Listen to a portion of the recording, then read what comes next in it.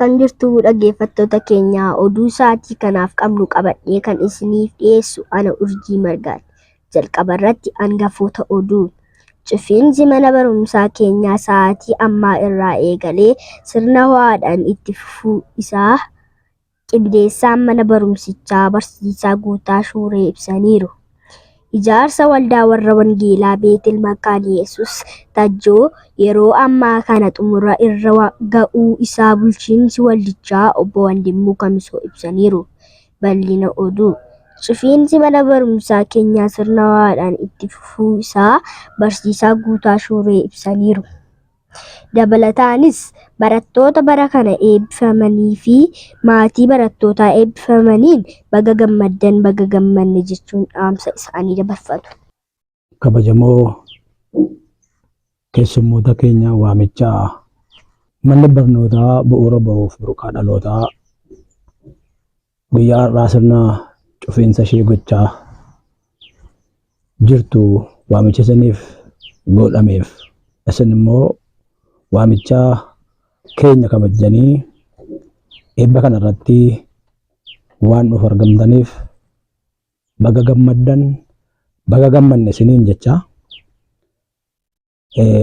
itti fufees maatiin barattoota keenya yeroo barnootaatti waan barattoota kanaaf barbaachisu hundaa guuttanii fi akka isaan barnoota isaanii sirnaan hordofan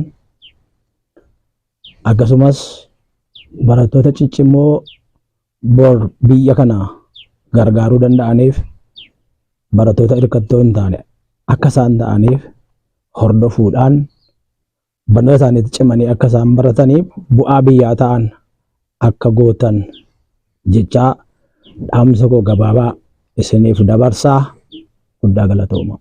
Dura bu'aan waldaa warra Wangeelaa Beetel Makaana Yesuus Tajjoo kan ta'an obbo Wandimmuu Kamisoo waldaa warra Wangeelaa Beetel Makaana Yesuus Tajjoo bu'aa ba'ii hedduu keessa darbuun ijaarsa isaa gara xumuraatti kan dhufe yoo ta'u amantootaa fi hawaasa hojii kana gama garaagaraan nu bira dhaabbatanii carraa kanaan galatoomaa jechaa barattoota eebbifamaniin baga guyyaa kabajamaa kanaan isin ga'e jedhanii dhaamsa maatii fi barattootaaf dabarsanii jiru. Adeemsi baruuf barsiisuu bara kanaa akka mana barumsaa keenyaatti haala qulqullina qabuun adeemsifamaa kan turedha jedhan barattoonni mana barumsichaa. Gabaasa dabalataaf Feeneddesa. Baruu fi barsiisuu ilaalchisee haalli mana barumsichaa keessa jiru hundinuu dhaloota kan hawwatudha. Barnoonni ga'aanis wayitii barnootaa keenyaan alatti barnoota dabalataas nuuf kennamaa kan turedha. Haaluma wal fakkaatuun eebbifamtoonni bara kanaa kan bara darbeerraa adda kan isaan taasisu qubee afaan Oromoo dubbisuu fi barreessuu afaan Ingiliffaatiin of ibsuu danda'aniiru. Barnoota saayinsii naannoo keessatti qulqullina dhuunfaa akka eeggannu nu barsiisaniiru. Barnoota herregaa lakkoofsa 1 hanga 50 jiran dubbisuu fi qayyaboota herregaa arfan adda baasuun beekuun ga'umsa olaanaa kan horatan ta'uu barattoonni ibsaniiru. Gabaasa dhiyaateef Feeneddesa. Oduu alaa haaluma wal fakkaatuun gabaasa oduu alarraa arganneen itti gaafatamaan waajjira barnootaa obbo Bantii Dastaa akka jedhanitti doofummaa gara qaroominaatti wallaalummaa gara beekumsaatti fiduun dhaloota imaanaa nurraa fuudhu oomishaa jirra jedhan. Gabaasa qindaa'eef Leensaa Ittaana. Barnoonni hundee hiyyummaa buqqisee sammuu misooma ijaara. Barnoonni meeshaa tulluu hiyyummaa jigsuudha. Dhaloonni barate biyya ijaaruu keessatti ga'ee bakka hin bu'amne akka ba'u beekamaadha.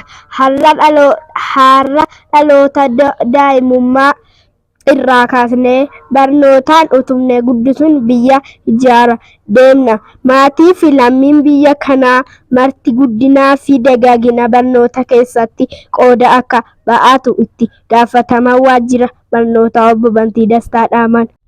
Dhaloonni biyya kana keessa jiru daa'imni umuriin isaa barnootaaf ga'e carraa barnoota idilee fi idileetiin akka isaan barnoota argatanii jiruuf jireenya isaanii akka isaan fooyyeffatan barnoota barataniin addunyaa kana keessatti dorgomaa akka isaan ta'anii fi kallattiidhaan maatii barattootaa, barsiisotaa fi barattoota keenya dabalannee mootummaa fi miti mootummaa dabalannee hojii bal'aan akka aanaa keenyaatti hojjetame ijoolleen bu'aa barnootaatiin argataniinis akka aanaa keenyaatti ofii isaanii jijjiiraa jiru, maatii isaaniis jijjiiraa jiru, biyya isaaniis illee waan barataniin ogummaa adda addaatiin waan ittiin leenji'aniin biyya kana keessatti bu'aa qabatamaa buusaati kan isaan jiranii.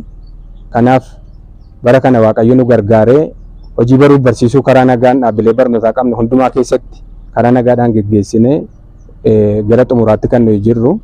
Kanaaf waldaan Beetel Makkaana Yesuus Tajjoos mana barumsaa kan bu'uura boruutii fi kan sadarkaa tokkoffaa qabu guyyaa har'aa eebbaaf geessiseeti kan inni jiru. Kanaaf akka waajjira barnootaatti maatii barattootaa guyyaa har'aa eebbaaf ijoollee geessisan, ijoollee daa'imman umuriin isaanii waggaa 6 guyyaa har'aa eebbifamaniin baga gammaddan jechaa, maatiin barattootaas baga gammaddanii baga ittiin isin ga'e kan jedhu dhaamsa koo dabarsuun barbaada. Kan itti aanee jiru bara kana barnoonni walitti fufaan kennama waan ta'eef namni dhuunfaa barsiisuu danda'a. Barsiisonni keenya yeroo boqonnaa isaaniitti barnoota dabalataa kan barattaanuu kennuu danda'u waan ta'eef maatiin barattootaaf barattoonni ganna kana waldaa Makkaana Yesuusii wajjin wal ta'uudhaan barsiisota mana barumsaa kana keessa jiran dabalatee dirree irraas barsiisota dabalatanii ganna kana hojii baruuf barsiisuu kan bara 2019 akka eegalaniif asuma dhaamsa koo dabarsuun barbaada. Waan na dhaggeeffattaniif galatooma. Oduu isin yaadachiifna. Cufiinsi mana barumsaa keenyaa sa'aatii ammaa irraa eegalee sirnawaadhaan itti fufuu isaa qindeessaa mana barumsichaa barsiisaa Guutaa Shuuree ibsan.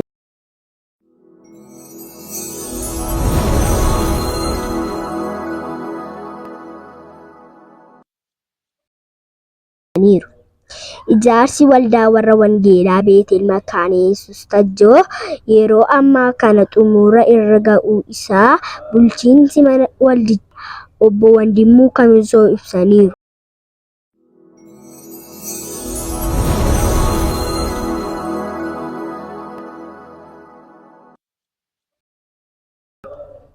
Oduu kan isiniif dhiyeessu ana Urjii Margaatti. Waan nu dhaggeeffattaniif guddaa galatooma.